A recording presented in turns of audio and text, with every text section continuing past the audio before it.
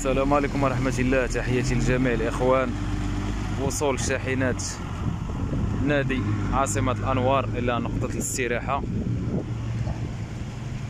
بتاريخ 9 مارس 2023.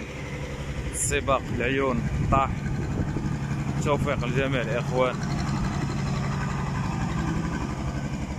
الساعة تشير إلى 3:30. الله يسخر لجميع الإخوان.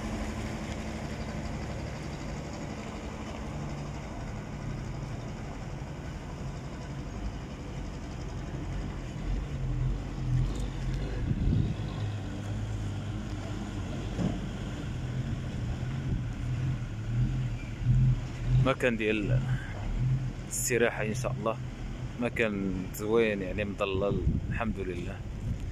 توفيق لجميع الاخوان.